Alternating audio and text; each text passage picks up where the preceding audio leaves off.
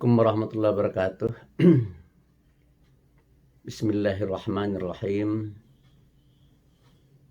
Dalam kesempatan kali ini saya ingin membahas tentang nilai dasar kebersamaan dalam Islam. Sebagaimana kita ketahui, ada beberapa nilai dasar atau prinsip ya di dalam ajaran agama Islam ya, yang terkait dengan ekonomi terutama, yaitu nilai dasar kepemilikan, nilai dasar keadilan, nilai dasar kebersamaan, nilai dasar kebebasan, dan nilai dasar keseimbangan. Nah, kali ini saya ingin membahas tentang nilai dasar kebersamaan. Nilai dasar kebersamaan ini penting ya, karena tercapai dan tidak tercapainya tujuan sistem ekonomi Islam itu dan juga kegiatan ekonomi Islam itu ya, itu sangat tergantung kepada tegak dan terlaksananya atau tidak tegak dan terlaksananya nilai dasar kebersamaan ini. Jadi nilai dasar kebersamaan ini betul-betul menjadi tiang ya bagi keberhasilan kita sebagai individu, sebagai suatu masyarakat, sebagai suatu bangsa, dan sebagai suatu negara ya. Kalau kebersamaan itu bisa kita tegakkan, maka kita akan sukses ya. Kesuksesan kita tidak hanya di dunia tetapi juga adalah di akhirat ya. Sistem ekonomi yang sangat mengedepankan nilai-nilai kebersamaan ini adalah sistem ekonomi sosialisme, dan yang lebih ekstrim lagi adalah sistem ekonomi komunisme ya. Nah, di dalam sistem ekonomi sosialisme itu ya supaya tidak terjadi perbedaan pendapatan ya yang terjal begitu, supaya ada sama rata sama rasa ya, maka urusan ekonomi tidak bisa diserahkan sepenuhnya kepada mekanisme pasar, tetapi diatur oleh negara, terutama yang terkait dengan alat-alat produksi ya, atau faktor-faktor produksi. Karena menurut mereka ya faktor-faktor produksi inilah yang menjadi penyebab ya masyarakat itu akan terbelah menjadi kelompok berjuis atau kelompok kaya dan kelompok berjuis proletar sebagai kelompok yang miskin ya. Mereka menginginkan supaya ya jangan adalah perbedaan antara kaya miskin yang tajam itu, karena sistem ekonomi liberalisme kapitalisme itu menurut paham sosialisme ya sangat mendorong bagi terjadinya pembelahan ya di tengah-tengah masyarakat, yaitu adanya kelompok kaya dan adanya kelompok miskin, di mana kelompok kaya mengeksploitasi kelompok miskin, dan kelompok miskin ya menjadi kelompok yang tertekan ya, sehingga mereka ya menjadi kelompok yang membenci orang-orang yang kaya ya. Karena orang-orang yang kaya telah memposisikan diri sebagai kelompok orang yang tamak, orang yang rakus ya, yang di dalam otaknya hanya adalah bagaimana cara mencari keuntungan yang sebesar-besarnya dengan modal yang sekecil-kecilnya. Dan caranya sudah jelas itu ya, dengan mengurangi tingkat upah ya, kalau bisa ya upahnya ya sesedikit mungkin, sehingga fixed cost-nya dan total cost-nya akan turun ya, sehingga marginnya akan semakin melebar, margin keuntungan mereka akan semakin melebar. Nah, oleh karena itu dalam sistem ekonomi sosialisme ya yang membuat masyarakat itu terbelah menjadi kaya miskin itu ya adalah faktor-faktor produksi itu. Jadi faktor-faktor produksi itu tidak boleh dimiliki oleh individu, tapi oleh negara, supaya tidak ada perbedaan antara orang per orang di tengah-tengah masyarakat. Ya. Nah, kalau dalam agama Islam ya individu itu diperbolehkan ya untuk memiliki faktor-faktor produksi, sama halnya dengan dengan yang ada dalam konsep liberalisme kapitalisme ya. Nah, tetapi ada nilai-nilai, ada norma-norma, ada rambu-rambu yang harus diperhatikan ya. Ya silakanlah umat Islam itu berusaha dengan sekuat tenaga untuk mencari keuntungan ya. Tetapi yang tidak boleh mereka abaikan adalah ya jangan sampai ya di dalam usaha mereka mencari keuntungan itu mereka mengorbankan kebersamaan gitu. Oleh karena itu ajaran Islam itu sangat menekankan ya adanya hubungan baik ya di antara warga masyarakat, di antara warga umat, di antara warga bangsa. Oleh karena itu tidak boleh ya tindakan ekonomi yang kita lakukan yang akan bisa membuat ya masyarakat menjadi terbelah. Ada masyarakat yang kaya dan ada masyarakat yang miskin, di mana masyarakat miskin membenci masyarakat yang kaya, di mana masyarakat yang kaya mengeksploitasi yang miskin. Ya tidak boleh ada itu ya. Nah, jadi yang diinginkan dan didambakan oleh agama Islam itu adalah ya bisa saja ya ada orang kaya dan ada orang miskin, ya itu memang fakta ya tidak masalah itu ya.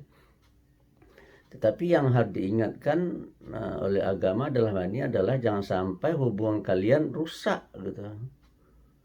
Ya, usaha kita kan bermacam-macam ya. Dan hasil yang kita dapatkan juga tidak sama ya. Meskipun kita sama-sama bekerja, hasil yang kita dapat tidak sama. Dan itu sudah ketentuan dari Allah, itu sudah sudah merupakan masing-masing ada takdirnya lah ya, masing-masing ada ketentuannya. Nah, oleh karena itu di dalam ajaran agama Islam ya kita sangat dianjurkan untuk saling peduli itu sama lain ya. Yang kaya peduli kepada yang miskin juga peduli kepada yang kaya ya. Kalau seandainya yang kaya ingin buka usaha, yang tidak kaya ikut membantu. Ya, apakah sebagai tenaga kerja atau sebagai sebagai supplier begitu kan. Nah, sehingga diharapkan akan terjalin saling sayang menyayangi gitu.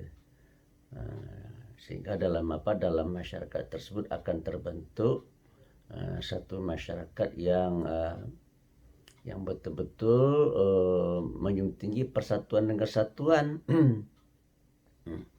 Yang namanya persatuan dan kesatuan itu akan bisa terwujud ya kalau seandainya antara warga masyarakat itu saling peduli satu sama lain gitu.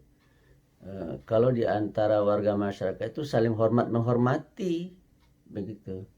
Oleh karena itu orang kaya harus menghormati orang miskin. Orang miskin pun juga harus menghormati orang kaya begitu dalam ketentuan dalam agama kita, dalam agama Islam. Oleh karena itu kalau seandainya orang miskin membutuhkan sesuatu, menginginkan sesuatu, lalu diserahkan persoalan penyelesaiannya kepada mereka sampai pasar, ya maka jelas saja orang miskin tidak akan mampu untuk masuk ke pasar ya.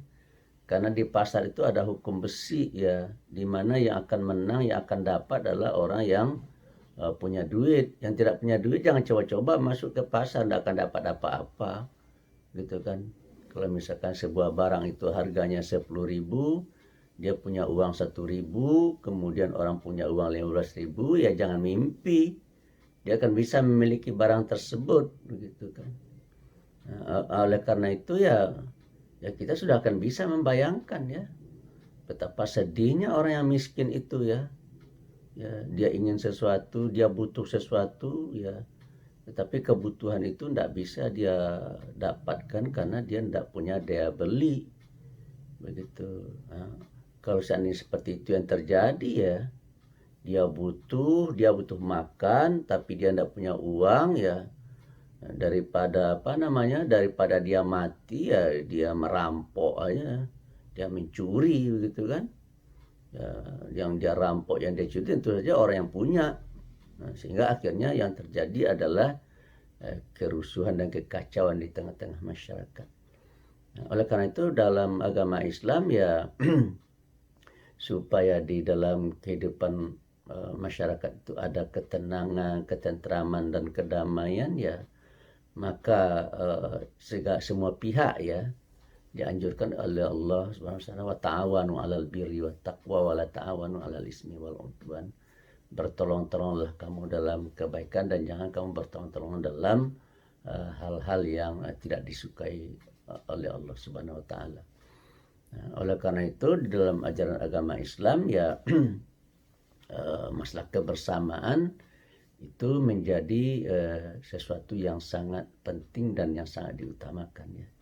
Jangan sampai ya karena kegiatan ekonomi yang kita lakukan lalu rasa kebersamaan di antara kita menjadi terusik ya, atau barangkali ya dalam bentuk yang ekstrimnya adalah rasa kebersamaan menjadi hilang ya. Tidak boleh itu dalam Islam. Oleh karena itu segala tindakan ya dan pemikiran yang kita kembangkan di dalam kehidupan sistem ekonomi dan kegiatan ekonomi Islam ya, masalah kebersamaan ini harus kita perhatikan secara bersama-sama. Oleh karena itu kalau kita tidak ingin ya kehidupan masyarakat kita ini ya, terganggu ya, maka kita harus saling bantu-membantu. Oleh karena itu dalam ajaran agama Islam ya ada beberapa perintah yang harus kita perhatikan ya, di antara adalah perintah zakat, infak, sedekah gitu kan.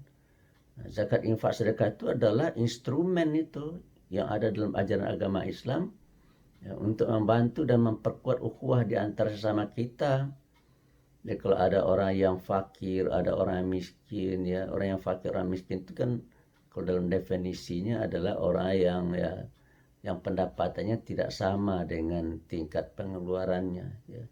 Apalagi orang fakir ya, fakir itu ya kemampuan dia untuk memenuhi kebutuhannya sangat jauh sekali ya dari yang seharusnya.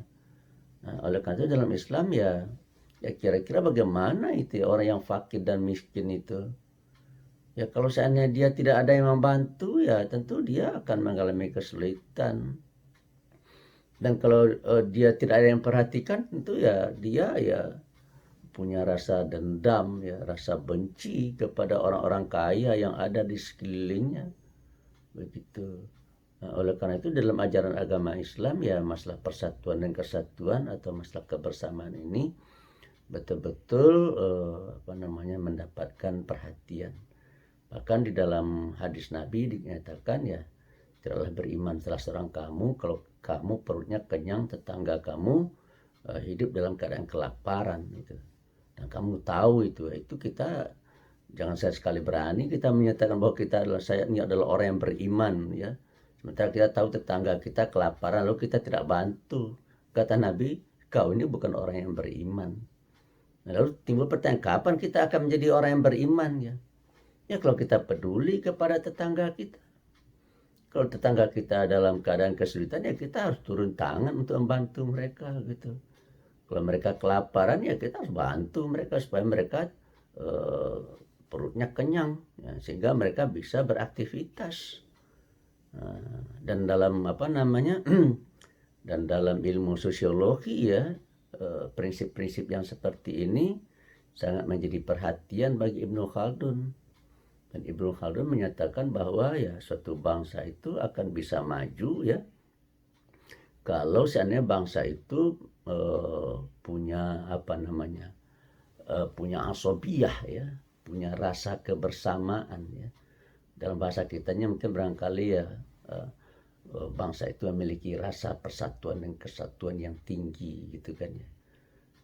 Dan untuk supaya bisa tercipta rasa persatuan dan kesatuan yang tinggi itu ya di tengah-tengah masyarakat harus ada suatu budaya ya, yang harus kita bangun dan harus kita kembangkan, itu budaya saling berempati, saling peduli, saling bantu-membantu ya. So kalau seandainya kita ini misalkan membantu orang yang sedang kesulitan ya tentu orang yang mengalami kesulitan itu akan sangat merasa senang dan bahagia sekali Ya, dan kita adalah makhluk sosial ya, dan kita adalah makhluk yang pandai berterima kasih. Ya, tentu kita akan sangat berterima kasih kepada orang yang membantu kita.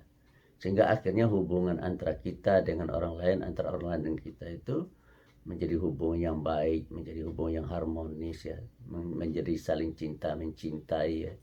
Sehingga kata Nabi, la yu'minu ahadukum hatta yuhibba li akhihi ma yuhibbu li nafsihi. Telah beriman salah seorang kamu sehingga dia bisa mencintai saudaranya sebagaimana dia bisa mencintai dirinya sendiri ya. Nah, inilah sebuah nilai dasar, sebuah prinsip yang diajarkan oleh agama kita dalam hal yang terkait dengan sistem ekonomi dan kegiatan ekonomi. Oleh karena itu ya, dalam konsep Islam ini tidak akan ada orang yang tidak bisa masuk ke pasar ya.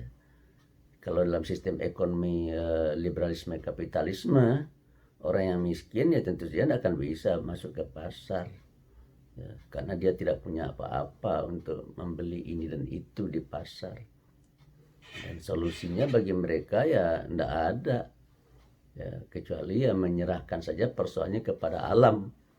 Silakanlah alam yang menyelesaikannya. Kalau kata Malthus, silakan, jangan sekali-kali kamu membantu orang yang miskin tersebut gitu. Karena kalau kamu bantu orang yang miskin, maka kemampuan kapital kamu untuk tumbuh dan berkembang akan semakin berkurang gitu. Dan itu akan merugikan kamu. Oleh karena itu mereka melihat orang miskin itu sebagai parasit, ya, sebagai makhluk yang atau orang yang akan merugikan orang lain. Sementara dalam Islam tidak seperti itu. Dalam ajaran agama Islam kita dianjurkan untuk menghargai dan menghormati orang, siapapun dia, semiskin apapun dia harus kita hormati ya. Ya, bagi saya menarik apa yang disampaikan oleh Umar bin Khattab ya.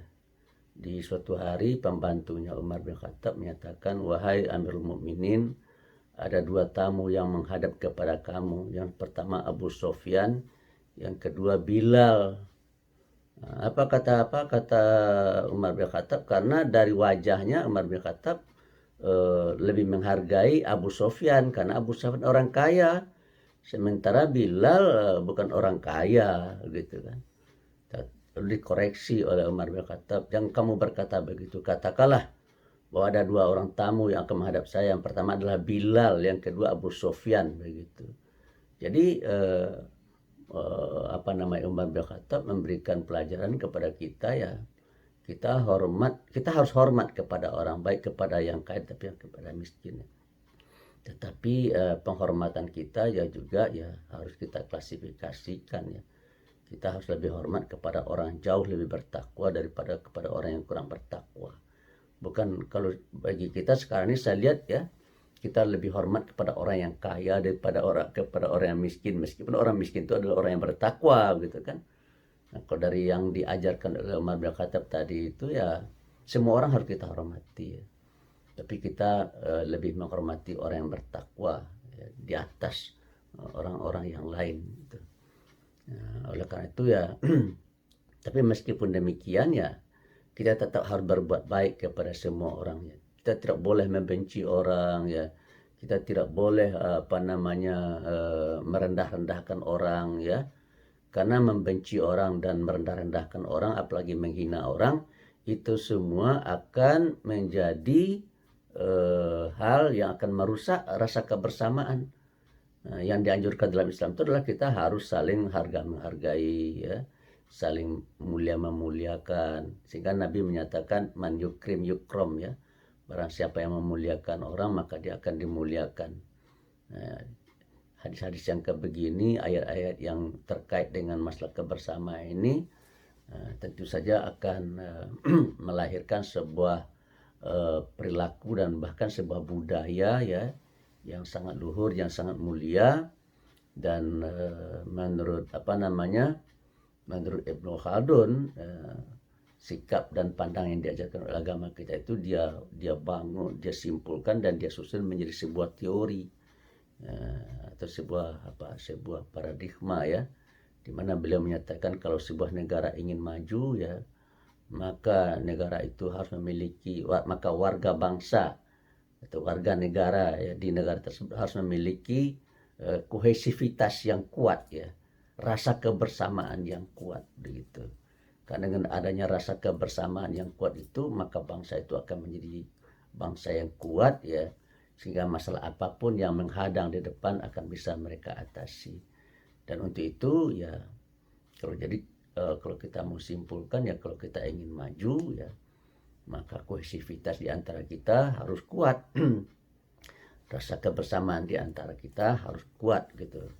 Nah, untuk itu bagaimana caranya Pak Andra Bas? Ya, caranya adalah kita laksanakan semua perintah Allah dan kita jauhi semua larangannya. Kita laksanakan semua perintah yang disampaikan oleh Nabi Muhammad ya, dan kita jauhi segala larangan-larangannya. So kalau seandainya semua perintah Allah itu kita ikuti dan seluruh perintah-perintah Nabi itu kita ikuti, seluruh ketentuan-ketentuan agama itu kita ikuti, dan seluruh ketentuan-ketentuan Nabi itu kita ikuti, maka rasa kebersamaan di antara kita akan terbangun ya. Nah, lalu kalau seandainya misalkan kok di kalangan umat Islam ini kok rasa persatuan dan kesatuannya rendah, ya itu pertanda bahwa ajaran agama Islam yang ada di masyarakat itu nggak tegak itu ya. Tandanya begitu saja. Kalau rasa kebersamaannya tinggi ya berarti ya nilai-nilai yang diajarkan oleh agama Islam itu tegak di situ ya. Tapi kalau seandainya rasa kebersamaan di antara mereka tidak tinggi ya berarti nilai yang ada dalam ajaran agama Islam tidak tegak di situ ya. Dan saya punya kesimpulan, siapapun orangnya tanpa mengenal agamanya ya, barang siapa yang melaksanakan ajaran agama Islam, apakah dia beragama Islam atau tidak beragama Islam, maka dia tentu akan mendapatkan buah dan hasilnya. Nah, oleh karena itu saya lihat sekarang ini banyak sekali orang yang tidak beragama Islam ya, tetapi mereka melaksanakan nilai-nilai tentang kebersamaan yang diajarkan oleh agama Islam ya, sehingga mereka sukses begitu. Tetapi yang terjadi juga banyak orang Islam ya kita lihat tidak sukses ya, rasa kebersamaan di antara mereka ya tidak terbangun ya, karena masing-masing dengan egonya begitu. Ya berarti ya dalam istilah orang sekarang itu ya, berarti umat Islam yang seperti itu adalah umat Islam yang kita kategorikan umat Islam KTP ya. Hanya di KTP-nya saja dia beragama Islam, tetapi dalam kehidupan sehari-harinya dia tidak mencerminkan bahwa dia adalah seorang muslim dan seorang mukmin. Karena seorang muslim dan seorang mukmin itu ya dalam berpikir dan berperilakunya ya dia selalu mengacukannya, dia selalu mendasarkannya kepada firman-firman Allah dan sabda-sabda Rasulnya. Dan salah satu yang harus kita perhatikan kalau kita ingin sukses dalam kehidupan ekonomi, baik kehidupan ekonomi pribadi kita maupun ekonomi masyarakat, bangsa dan negara kita, maka kita harus memperkuat ya rasa kebersamaan di antara kita, rasa persatuan dan kesatuan di antara kita.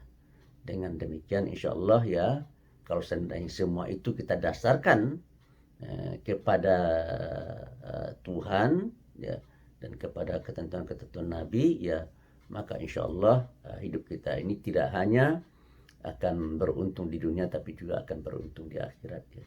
Tapi ada orang yang melaksanakan rasa kebersamaan yang tinggi di kalangan mereka, tapi karena motivasinya bukan karena Allah Subhanahu wa taala, karena bukan didasarkan kepada perintah-perintah dari Nabi besar Muhammad SAW ya, maka menurut saya dia akan tetap mendapatkan hasilnya, tetapi hasilnya hanya akan dia dapat untuk kepentingan dia di dunia dan tidak untuk kepentingan dia di akhirat. Sementara kita menginginkan kita harus hidup sukses tidak hanya di dunia tapi juga nanti di akhirat. Karena itu tidak ada pilihan bagi kita kecuali mengikuti semua firman-firman Allah dan sabda-sabda Rasulnya, terutama dalam hal yang terkait dengan masalah ukhuwah atau kebersamaan di antara sama kita. Demikian, terima kasih. Wassalamualaikum warahmatullahi wabarakatuh.